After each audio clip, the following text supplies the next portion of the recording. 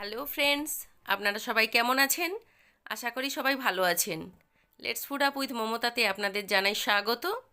আজ আমি আপনাদের আমচুরের পাউডার কত সুন্দরভাবে করা যায় আর বাড়িতে সারা বছর সংরক্ষণ করে রাখা যায় সেই প্রসেসটা দেখাবো। তবে চলুন কিভাবে এটা করলাম সেটা আপনাদের সঙ্গে শেয়ার করছি।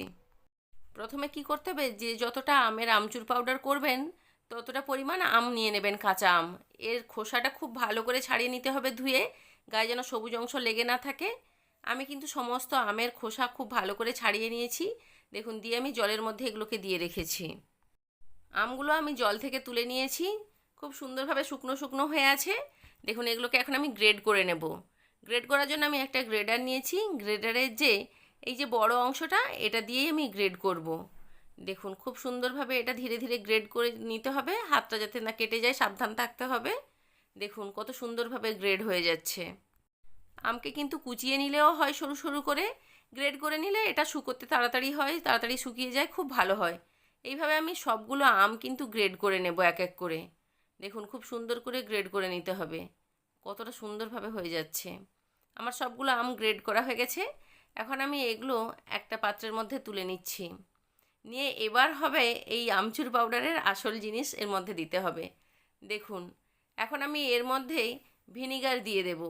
ভিনিগার বেশ কিছুটা পরিমাণ দিয়ে দেব, কারণ এই ভিনিগারটা দিয়ে রাখলে আমচুর পাউডারটা বহুদিন পর্যন্ত ভালো থাকে। আমি মিক্স করে নিচ্ছি, খুব সুন্দরভাবে মিক্স করে নিতে হবে। নিয়ে এটাকে কিছু সময়ের জন্য রেখে দিতে হবে রেস্টে। এখন এটাকে আমি ঢাকা দিয়ে 2 ঘন্টার জন্য রেস্টে রেখে দেব। 2 ঘন্টা রেস্টে রাখলে ভিনিগারটা আমের সঙ্গে খুব সুন্দরভাবে অ্যাবজর্ব হয়ে যাবে। দেখুন কত সুন্দরভাবে হয়ে গেছে। এখন আমি একটা স্টিলের পাতলা থালার মধ্যে, এটা চ্যাপ্টা থালা নিতে হবে, ওর মধ্যে দিয়ে দিতে হবে। আমি এর মধ্যে দিচ্ছি কারণ আমটা এখন খুব রসালো আছে, এটা অন্য জায়গায় দেওয়া যাবে না। এটার মধ্যে দিয়ে আমি এক সারাদিন রোদ খাওয়াবো। এক সারাদিন এটা রোদে দিলে রোদে খুব সুন্দরভাবে এর রসটা টেনে আসবে।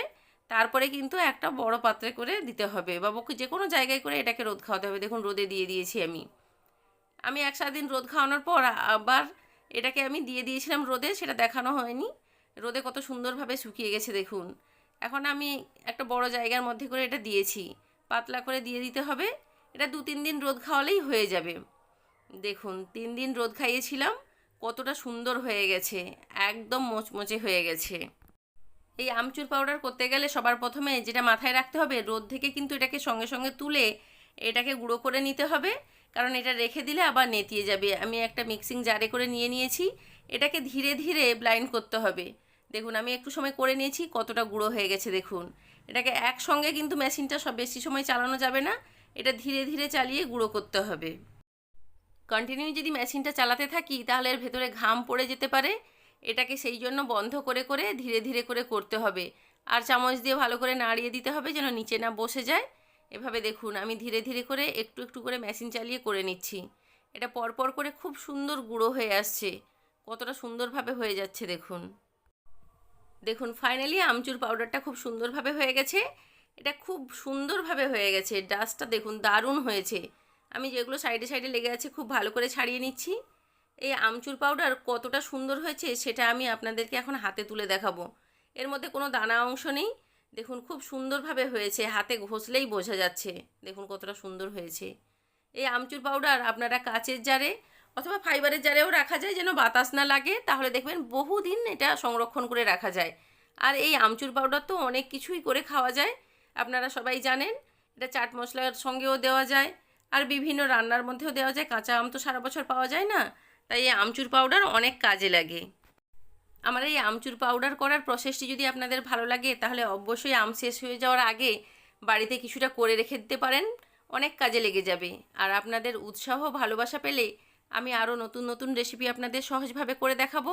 আমার নতুন নতুন রেসিপির আপডেট সবার আগে পাওয়ার জন্য ফেসবুক পেজটিকে ফলো করবেন, ইউটিউব চ্যানেলটিকে সাবস্ক্রাইব করবেন, আর ভালো লাগলে একটা লাইক কমেন্ট ও শেয়ার করে আমার পাশে থাকবেন। আপনাদের মূল্যবান সময় নষ্ট করে আমার এই ভিডিওটি দেখার জন্য আপনাদের সবাইকে জানাই অসংখ্য ধন্যবাদ। আপনারা সবাই ভালো থাকবেন, সুস্থ থাকবেন। ফিরে আসবো নতুন একটি রেসিপির সঙ্গে।